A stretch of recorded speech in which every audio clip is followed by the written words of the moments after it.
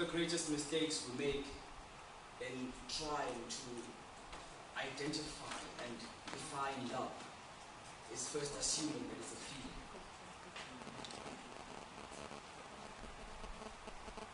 We built our lives in the sky, dug foundations on the seven heavens, built our walls with the sands of cloud 9.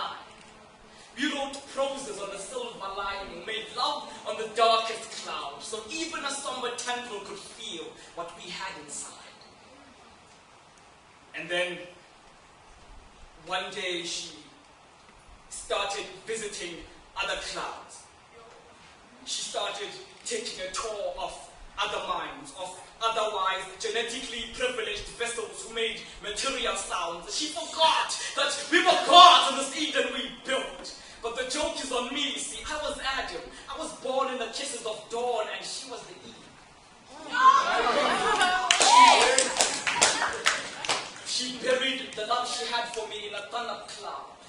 And our union became a storm, whose lightning would strike me every time she left. And like the undertaker she had become, she dug graves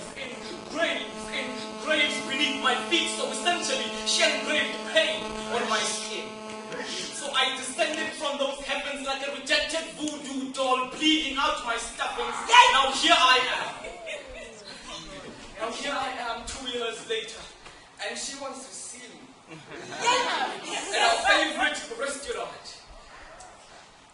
So I enter this magenta-colored bar whose scent hits me at my center. I anchor my feet. I'm met by this plain lady who offers me a menu script and asks me to choose a starting delicacy, a delicate cuisine to fondle my appetite. Water. Can I interest you in a just water?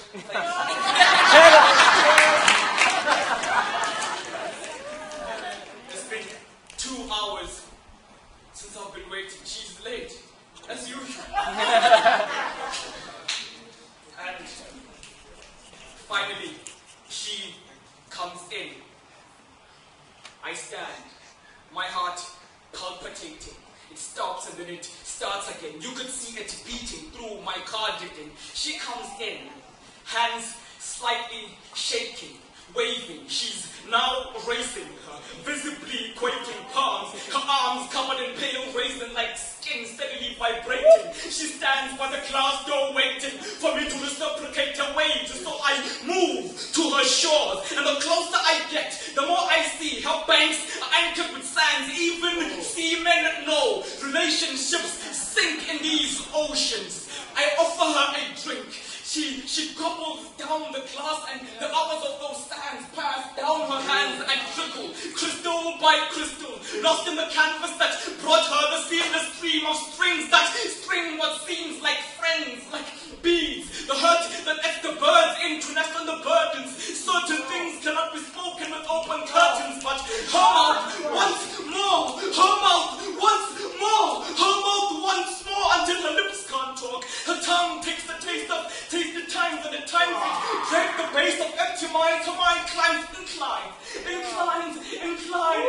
Her face homes, ink lines, veins of rapid muscle figures. These veins that rise in time nooses around her thighs. You should see her eyes, breaking tears like children. Veins with pains between them, decaying pigment, hands hardly handling the trembling. Height descending, CD4 count.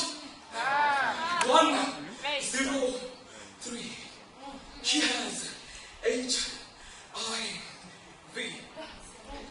She now has HIV.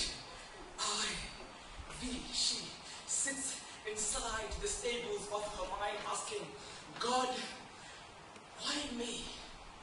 Why me? She twitches as though this virus moves beneath her skin, as if it breathes beneath her skin. She's become that contortionist, fallen victim caught between her fickle bones and broken skin. But in these moments, it's not the syndrome she most fears. It's the stigma. It's not the syndrome she most fears, but the stigma. She sits inside her dreams in silence, pouring streams, her garments torn from broken wings. She looks at me as if passing golden dreams, and I am speechless. It's been 6 hours since we've been talking, and I am speechless at how strong she is. How she can still move by mountains with her tongue. And with each passing minute, I bend to her spirit. She still has hooks clawed in me, drawn seamless around my pivots. 1 year after her passing, here I am, and I'm wondering why her words still touch me. She said, never forget that this Red Sea waving beneath your skin just may be your news. So walk with your head in the sky.